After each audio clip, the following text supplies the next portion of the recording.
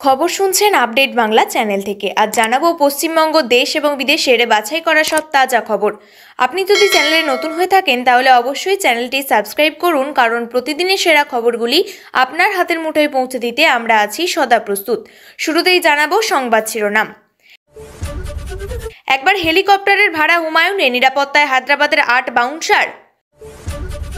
প্রেমের প্রস্তাব দিয়ে দীঘায় এসে যুবতীকে ধর্ষণের অভিযোগ, গ্রেপ্তার যুবক। 11 জনের নাম রাম, কমিশনের অ্যাপে বদলে হয়েছে নরেন্দ্র। বীরভূমে বিভ্রান্তি, কাঠগড়ায় কমিশন। এসআইআর এর মধ্যে কি পশ্চিমবঙ্গে কেন্দ্রীয় বাহিনী মোতায়েনের ভাবনা চিন্তা নির্বাচন কমিশনের? মৃত পেরোল 24 লক্ষ, 11 লক্ষ মানুষের খোঁজ নেই। মঙ্গলবার কি তথ্য দিল কমিশন? সক্রিয় নবান্ন, বিএলওদের জন্য দেওয়া হলো টাকা। গোয়ার নাইট ক্লাবে রাঁধুনি হয়ে গিয়েছিলেন, শনিবার কফিনবন্দি হয়ে ফিরলেন বাগডোরার তরুণ। ভোর রাতে হিমেল হাওয়া, কলকাতা সহ দক্ষিণবঙ্গে জাঁকিয়ে শীত কবে? হার্দিকের অনবদ্য ইনিংসের পর বোলারদের দাপট, পেটিয়াদের উড়িয়ে সিরিজ শুরু ভারতের। জঙ্গি ডাক্তার উমরকে লুকিয়েছিল দিল্লি হামলায় ধৃত 8ম জন বিলাল। বাবরি মসজিদে ভিত্তিপ্রস্তর স্থাপন করেছেন মমতা বন্দ্যোপাধ্যায়। সমবায়ী নির্বাচনে সবুজ ঝড়, সন্দেশখালীতে বিজেপিকে উড়িয়ে 9 আসনে জয়ী তৃণমূল। নচিকেতার শারীরিক অবস্থার খোঁজ নিতে হাসপাতালে মুখ্যমন্ত্রী। এসআইআর এর অতিরিক্ত চাপে মৃত্যু মিছিল, লোকসভায় কমিশন বিজেপিকে আক্রমণ কল্যাণের।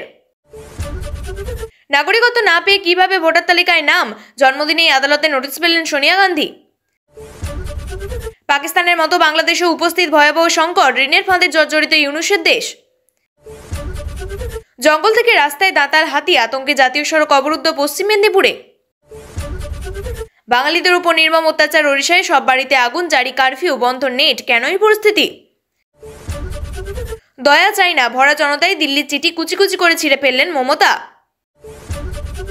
বঙ্কিমদা বলে মোদীকে আক্রমণ সৌগতর, পাল্টা বন্দে মাতরম বিতর্ক টেনে তৃণমূল সাংসদকে লজ্জায় ফেললেন শ্রমিক।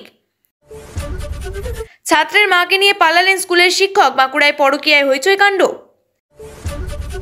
আপনি শিক্ষিত, তারপরেও এরকম কি করেছেন তপসিয়ার বিএলও, ভোটারদের সামনেই চরম রেগে গেলেন বিশেষ পর্যবেক্ষক সি মুরগান।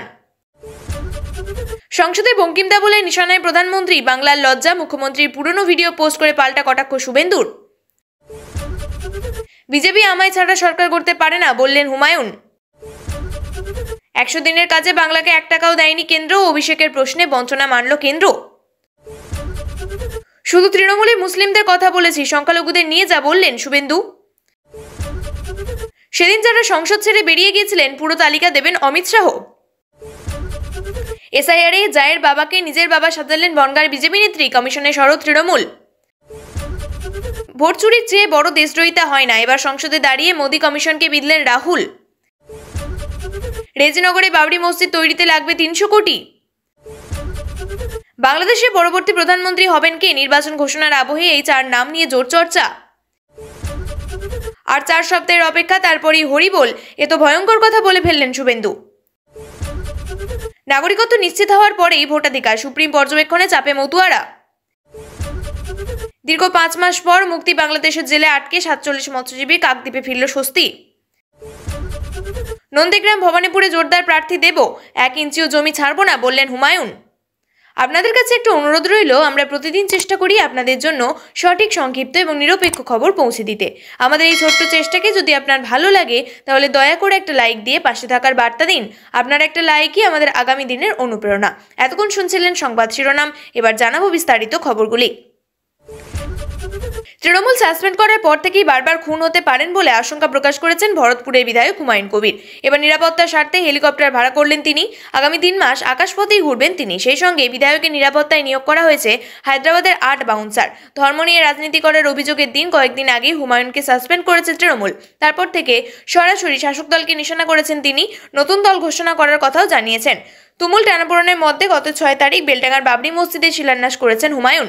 শাসক দলের সঙ্গে টক্কর দেওয়ার হুঙ্কার দিয়েছেন তিনি। পাশাপাশি বারবার হুমায়ুন দাবি করেছেন তাকে নাকি খুনের হুমকি দেওয়া হচ্ছে, হয় জেলে ভরা হবে নয়তো তাকে খুন করা হবে।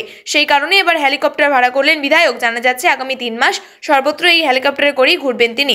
অন্যদিকে এতগুলো আসন জিতবো যে দলের মুখ্যমন্ত্রী হন না কেন, তাদের শপথ নিতে আমাদের সমর্থন প্রয়োজন হবে। গত বছর প্রেমিকের সামনে দীঘায় এক যুবতীকে ধর্ষণের অভিযোগ করেছিল। সেই ঘটনার পর আবারও দীঘায় ধর্ষণের অভিযোগ। তরুণীকে নিয়ে এসে সৈকত শহরে ধর্ষণের অভিযোগ। গ্রেপ্তার হন অভিযুক্ত যুবক। বস্তুত শীত পড়তেই ভ্রমণ পিপাসু বাঙালি বেরিয়ে পড়েছে ঘুরতে। দূরে যেতে না পারলেও কাছে পিঠে ঘুরে আসেন তারা। তার মধ্যে অন্যতম জনপ্রিয় স্থান হলো দার্জিলিং এবং দীঘা। তবে ভরা মরশুমের মধ্যে এমন এক ঘটনা স্বাভাবিকভাবেই নারী নিরাপত্তা নিয়ে প্রশ্ন তুলছে। জানা গিয়েছে অভিযুক্ত যুবকের বাড়ি উত্তর 24 পরগনা জেলার আমডাঙ্গা থানার এলাকায়। ধর্ষণ সংক্রান্ত একটি 0 এফআইআর তদন্তে নেমে মহারাষ্ট্রের রায়গড় জেলার পানভেল শহর থেকে অভিযুক্তকে গ্রেপ্তার করে দীঘা থানার পুলিশ সূত্রে জানা গিয়েছে আমডাঙ্গা থানা এলাকার বছর 20 তরুণীকে দীঘায় বেড়াতে নিয়ে আসে ওই যুবক। তারপর হোটেলের মধ্যে ধর্ষণ করার অভিযোগ ওঠে তার বিরুদ্ধে। ঘটনাটি গত অক্টোবর মাসের। ধৃত যুবক বিবাহিত। তার স্ত্রী এবং সন্তান থাকা সত্ত্বেও সে ওই তরুণীর প্রেমের জালে ফাঁসিয়ে তাকে ধর্ষণ করে বলে অভিযোগ। এরপর দীঘা থেকে ফিরে নির্যাতিতা তরুণী আমডাঙ্গা থানায় অভিযুক্ত যুবকের বিরুদ্ধে ধর্ষণের অভিযোগ দায়ের করেন। এরপর গত 3রা নভেম্বর আমডাঙ্গা থানায় 0 এফআইআর রুজু করে মামলাটি তদন্তের জন্য দীঘা থানায় স্থানান্তরিত করেন। তদন্ত শুরু হতেই দীঘা থানার পুলিশ জাতীয় যাবতীয় সূত্রে অভিযুক্তের অবস্থান সম্পর্কে নিশ্চিত হয়। বীরভূমে অন্তত 11 জনের ভোটের আগে নাম রাম থেকে বদলে নরেন্দ্র হওয়া নিয়ে তীব্র বিতর্ক। এই ভোটারদের দাবি তারা নিজে থেকে নাম বদল করেনি। অভিযোগ উঠছে নির্বাচন কমিশন এই কাণ্ড করেছে। এটা নিছক যান্ত্রিক ত্রুটি না পরিকল্পিত পদক্ষেপ, তা নিয়ে বিভ্রান্তি ভোটারদের মধ্যে। পেশায় দিনমজুর দুবরাজপুরের রাম বাউরির ছেলে রাজেন বলেন, এখন কি বাবার নাম পাল্টাতে হবে? চিন্তায় আছি। ওই বুথের বিএলও রূপালী সাহা মন্ডল জানান, ভিডিওকে জানাতে তিনি সব নথি নিয়ে হাজির হতে বলেছেন। আশা করছি সংশোধন হয়ে যাবে। চিনবাই পশ্চিমের বাসিন্দা 60 বছরের রামবাগ দি দীর্ঘদিন ধরে ওই নামে ভোট দিয়েছেন। তার নাম বদলেও হয়েছে নরেন্দ্র। বিএলও জয়ন্ত ঘোষাল বলেন, প্রাথমিকভাবে আমরাও এটা দেখে ঠিক করতে পারিনি, কারণ দীর্ঘদিন ধরে যিনি রাম এবারে কমিশনের অ্যাপে কি করে তিনি নরেন্দ্র হলেন। জেলা প্রশাসনের কাছে আপাতত রাজনগর এলাকায় রাম বাদ পড়ে নরেন্দ্র হওয়ার এমন 8টি এনুমারেশন ফর্ম হাতে এসেছে। দুবরাজপুরের 3টি, সিউড়ির বিধায়ক বিকাশ রায়চৌধুরী বলেন, বিজেপি নির্বাচন কমিশনকে দিয়ে জালিয়াতি করছে। ওরা ভেবেছিল ফাঁকা ময়দানে যা খুশি করে চালিয়ে দেবে। আমরা নজর রাখায় ভরাডুবি ধরা পড়েছে। তাদের রাম কর আর নরেন্দ্রই কর। বাংলায় জালিয়াতি করা যাবে না। কংগ্রেসের রাজ্য সাধারণ সম্পাদক সঞ্জয় অধিকারী অভিযোগপত্রে জেলা প্রশাসনকে জানিয়েছেন, কমিশন হার্ড কপিতে 2002 সালে ছাপা করে নাম আছে। এসআইআর এর মধ্যে কি পশ্চিমবঙ্গে কেন্দ্রীয় বাহিনী মোতায়েনের ভাবনা চিন্তা করছে নির্বাচন কমিশন? মঙ্গলবার সুপ্রিম কোর্টে এসআইআর সংক্রান্ত মামলায় নির্বাচন কমিশনের আইনজীবী বলেন, রাজ্য সরকারকে আমাদের সঙ্গে সহযোগিতা করতে হবে, না হলে বিএলওদের রক্ষা করার ক্ষেত্রে আমাদের কেন্দ্রীয় বাহিনী ডাকতে হবে। লোকসভা ভোটের কয়েকদিন আগে কিংবা বিধানসভা ভোটের দিন কয়েক আগে কেন্দ্রীয় বাহিনী রুট মার্চ কিংবা টহলদারি দেখতে অভ্যস্ত রাজ্যবাসী। পশ্চিমবঙ্গ সেই বিরল রাজ্যের মধ্যে পড়ে যেখানে সমবায় ভোটেও কেন্দ্রীয় বাহিনী ডাকতে হয়। কিন্তু এবার কি বিধানসভা ভোটের দিনক্ষণ ঘোষণার আগেই নজিরবিহীন ঘটনা ঘটতে পারে?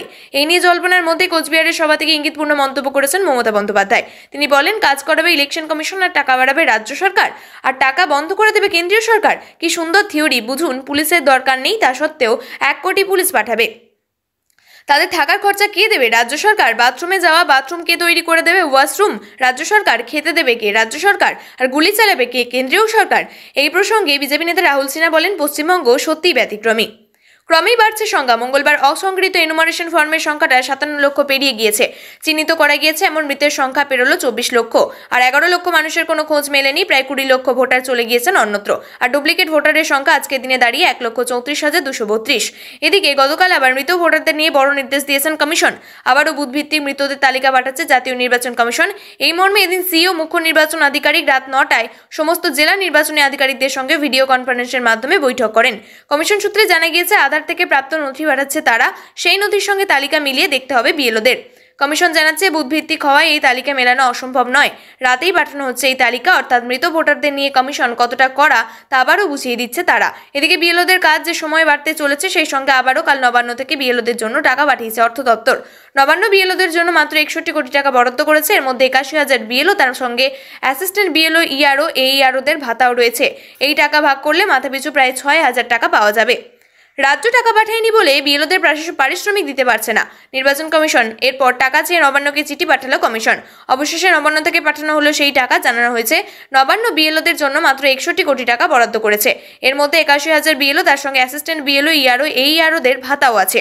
এই টাকা ভাগ করলে মাথাপিছু প্রায় 6,000 টাকা পাওয়া যাবে। এখানে উল্লেখ্য, বিএলওদের পারিশ্রমিক প্রায় দ্বিগুণ বেড়েছে, আর তা বেড়ে হয়েছে 12,000 টাকা। বিশেষ ভাতা সহ তারা মোট 14,000 টাকা পাবেন। বিএলও সুপারভাইজাররা পাবেন 18,000 টাকা। প্রায় 81,000 বিএলও কাজ করছেন। অভিযোগ, কমিশনের বরাদ্দ অনুমোদনের পরও তাদের টাকা দেওয়া যায়নি। মূলত বাড়ি বাড়ি গিয়ে এনুমারেশন ফর্ম বিলি থেকে সেই ফর্ম ফিল আপ করে তা পোর্টালে আপলোড ইতিমধ্যেই সবকিছু করেছেন বিএলওরা। সেই কারণে তাদের একটি পারিশ্রমিকের ব্যবস্থা করে কমিশন। আগেরবার সেটি ছিল 6,000 টাকা, আর এবার সেটি হয়েছে 12,000 টাকা। বিএলওদের দাবি, এবার স্বল্প সময়ে তাদের কাজ শেষ করতে হচ্ছে, এমনকি কাজের জন্য স্মার্টফোন কিনতে হচ্ছে। তাই এই টাকা বৃদ্ধির জন্য দাবি জানান তারা। এরপরই কমিশনের তরফে সিদ্ধান্ত নেওয়া হয় বিএলওদের টাকা বৃদ্ধি নিয়ে। গোয়ার নাইট ক্লাবে সিলিন্ডার বিস্ফোরণের মর্মান্তিক মৃত্যু সুভাষ ছেত্রীর। শোকের ছায়া পরিবারে এদিন বাগডোরার বিমানবন্দরে তার কফিনবন্দি মৃতদেহ এসে পৌঁছালো। জানা গিয়েছে 2 বছর আগে অনেক আশা নিয়ে গোয়ায় রওনা দিয়েছিলেন তিনি। গোয়ায় ওই নাইট ক্লাবে রাঁধুনির কাজে যোগ দিয়েছিলেন। অন্যদিকে মৃতদের পরিবারকে 2 লক্ষ টাকা দেওয়ার কথা ঘোষণা করেছেন প্রধানমন্ত্রী। জাতীয় ত্রাণ তহবিলে আহতদের 50,000 টাকা দেওয়া হবে। লাগাতার 3 দিন 15 ঘরে পারদ। আজ কলকাতার তাপমাত্রা সর্বনিম্ন 15.2 ডিগ্রি, দার্জিলিংয়ের ঘরে 4.5, শ্রীনিকেতন 9.8, বাঁকুড়া 10, আলিপুর 11। সপ্তাহান্তে আরও পারদ পতনের পূর্বাভাস আবহাওয়া দপ্তরের। উত্তরবঙ্গ জুড়ে কুয়াশার দাপট, আপাতত বৃষ্টির কোনো সম্ভাবনা নেই। বঙ্গোপসাগরে একের পর এক ঘূর্ণিঝড় তৈরি হওয়ার ফলে পূর্বালি হাওয়ার দাপট বেড়েছে। বাধা পেয়েছে উত্তরে হাওয়া, তার ফলে আশা জাগিয়ে ব্যাগ ফুটে চলে গিয়েছিল শীত। তবে এই মুহূর্তে হাওয়া বদল রয়েছে উত্তরবঙ্গে শুষ্ক আবহাওয়ায়। স্বাভাবিকের কাছে থাকবে তাপমাত্রা, শীতের আমেজ চলবে। তাপমাত্রা বড়সড় কোনো পরিবর্তন নেই। সকালে রাতে শীতের আমেজ থাকলেও দিনের বেলা শীতের অনুভূতি কমবে। গতকাল দার্জিলিংয়ে তাপমাত্রা 5 ডিগ্রির নিচে নেমে গিয়েছিল। মালদাতে তাপমাত্রা ছিল 15 ডিগ্রি সেলসিয়াসের ঘরে। সকালে হালকা থেকে মাঝারি কুয়াশার সম্ভাবনা, সব জেলাতেই কুয়াশার সম্ভাবনা। খুব সকালে কুয়াশার সম্ভাবনা বেশি থাকবে। পার্বত্য এলাকায় কোথাও কোথাও দৃশ্যমানতা কোথাও 900 থেকে 200 মিটার পর্যন্ত হতে পারে। ক্রিকেটের ক্ষুদ্রতম ফরম্যাটে ভারত বিশ্ব চ্যাম্পিয়ন। 2024 সালে বিশ্ব চ্যাম্পিয়ন হওয়ার পর হারতে হয়েছে মাত্র 4 ম্যাচে। বাকি সব কটিতেই জয়। সেই কাজটা করতে হার্দিক পান্ডিয়াকে। তিনি যখন ব্যাট করতে এলেন তখন 4 উইকেটে 78 রানে বেশ চাপে ভারত। সেখান থেকে শুরু হয় পাল্টা মার। মাত্র 28 বলে 59 রানের অনবদ্য ইনিংস খেললেন তিনি। 6টি বাউন্ডারি এবং 4টি ওভার বাউন্ডারি হাঁকান তিনি। মূলত হার্দিকের ওই ইনিংসে শেষ পর্যন্ত 175 রানে পৌঁছায় টিম ইন্ডিয়া। সে সময় মনে হচ্ছিল কটকের মাঠে সিসিরের মোকাবিলা করে এই রানে জেতাটা কঠিন হবে, কিন্তু সেই ধারণা একেবারে গোড়াতেই ভেঙে দিলেন ভারতের বোলাররা। শুরুতেই অর্শদীপ সিং তুলে নিলেন ডিককে। এরপর একে একে মার্কারাম, স্টাবস, মিলার, ফেরেরিয়া সকলেই ব্যর্থ। একমাত্র ব্রেভিস ছাড়াও কোনো ব্যাটারি 20 রানের গন্ডি পেরোন, যার ফলে এভাবেই গতি পায়নি প্লেটিয়া ইনিংস। মার্কামারা বড্ড বেশি তাড়াহুড়ো করলেন, যার ফল তাদের ভুগতে হলো। মাত্র 74 রানে অল আউট হয়ে গেলেন তারা। তাছাড়াও 12 ওভারে ভারতীয় বোলারদের মধ্যে 2টি করে উইকেট পেয়েছেন অর্শদীপ, বুমরা, বরুণ চক্রবর্তী, অক্ষর 2টি করে উইকেট পেয়েছেন। হার্দিক এবং দুবে পেলেন 1টি করে উইকেট। গত মাসে দিল্লির লালকেল্লার কাছে গাড়ি বিস্ফোরণের ঘটনায় 8ম জনকে গ্রেপ্তার করল জাতীয় তদন্তকারী সংস্থা। গত 10ই নভেম্বর সেই বিস্ফোরণ ঘটেছিল। মৃত্যু হয়েছিল 15 জনের, কয়েকজন আহত হয়েছিল। জঙ্গি ষড়যন্ত্রের অংশ হিসেবে মামলাটি তদন্ত করেছে সংস্থাটি। এনআইএর তরফে জানানো হয়েছে জম্মু এবং কাশ্মীরের বারমুল্লার বাসিন্দা বিলাল নাসির মাল্লাকে গ্রেপ্তার করেছে। উল্লেখ্য, দিল্লি বিস্ফোরণের সঙ্গে জঙ্গি ডাক্তারদের নেটওয়ার্ক সামনে এসেছে। লাইভ হিন্দুস্তানের রিপোর্ট অনুযায়ী বিদেশে বসবাসের লক্ষ্যই জঙ্গি নেটওয়ার্কে যোগ দিয়েছিল। দিল্লিতে বোমা বিস্ফোরণের আগে ভিসা নিয়ে দেশ ছেড়ে পালানোর প্রস্তুতি নিচ্ছিল। সূত্রের খবর, প্রাক্তন স্বামীর সঙ্গে বিদেশে বসবাস করার স্বপ্ন দেখছিল জঙ্গি ডাক্তার। বিদেশে বিলাসিতার প্রতি বেশি আকৃষ্ট ছিল, এই কারণে বিদেশে যাওয়ার চেষ্টা করছিল। প্রথমে স্বামীর সঙ্গে বিবাহ বিচ্ছেদ, তারপর অপর জঙ্গি ডাক্তার মুজাম্মিলের সঙ্গে নিকাহের তেমনই দাবি করেছে রিপোর্ট জানান। পিছনে এটি মূল কারণ বলে মনে করা হচ্ছে। এই আশঙ্কাই তাকে জঙ্গি নেটওয়ার্কে আরও কাছাকাছি নিয়ে যায়। পুজোর আগে ভিন রাজ্যে বাঙালি পরিযায়ী শ্রমিকদের উপর অত্যাচারের অভিযোগ তুলে তৃণমূল কংগ্রেস কলকাতা এবং দিল্লিতে রাস্তায় নেমেছিল। বড়দিনের আগে ফের দেশে একই ধরনের উত্তেজনা দেখা গেল। এবার ঘটনায় কেন্দ্রবিন্দুতে বাঙালি উদ্বাস্তু আদিবাসীরা। ওড়িশার মালকানগিরিতে এক বাংলাদেশি আদিবাসী মহিলার মুন্ডহীন দেহ উদ্ধার এবং 50টি বাঙালি আদিবাসী পরিবারের বাড়িতে আগুন লাগানোর অভিযোগে এলাকা জুড়ে চাঞ্চল্য ছড়িয়েছে। মালকান ভিলেন 26 নামে 26 গ্রামে বহু বছর আগে উদ্বাস্তু বাঙালি আদিবাসীরা এসে বসবাস শুরু করেন। প্রশাসন বলছে যে পরিস্থিতি নিয়ন্ত্রণে আছে, তবে বাস্তবে পরিস্থিতি যে বেশ জটিল। কিন্তু মাঝরাত পর্যন্ত পুরো জেলায় ইন্টারনেট বন্ধ রাখার প্রশাসনিক সিদ্ধান্ত থেকে বোঝা যাচ্ছে যে পরিস্থিতি বেশ গুরুতর। মালকান ভিলেন 26 গ্রামে বর্তমানে কোনো পুরুষ নেই। নিরাপত্তার দাবি করে বাঙালি আদিবাসীরা কেন্দ্রীয় বাহিনী পাঠানোর অনুরোধ জানিয়েছেন। ওড়িশা পুলিশের আইজি কানওয়াল বিশাল সিং জেলা প্রশাসনকে নিয়ে সোমবার ঘটনাস্থলে গিয়ে শান্তিভাবে বৈঠক করেছিলেন। মহিলার মুন্ডহীন দেহ উদ্ধারের ঘটনায় ইতিমধ্যে 2 জনকে আটক করেছে পুলিশ। গ্রামের অপারেশনে 10 কিলোমিটার পর্যন্ত জারি হয়েছে ভারতীয় ন্যায় সংহিতার 163 ধারা। অভিযোগ, প্রায় 5000 মানুষ কুড়ুল, তলোয়ার, তীর ধনুক নিয়ে মালকান ভিলেন 26 গ্রামে হামলা চালায়। জেলা সদর থেকে মাত্র 16 কিলোমিটার দূরে এই গ্রাম অবস্থিত।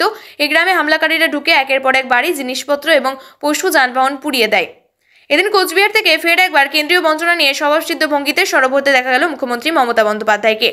অন্যদিকে আবাস যোজনা বন্ধ করে দিয়েছে, গ্রামীণ রাস্তার কাজ বন্ধ করে দিয়েছে। তবে বাংলা যে ধীরে ধীরে নিজের পায়ে দাঁড়াচ্ছে, বাংলার সরকার একাধিক জনমুখী প্রকল্প সামনে আনছে, তার খতিয়ান এদিন তুলে ধরেন তিনি।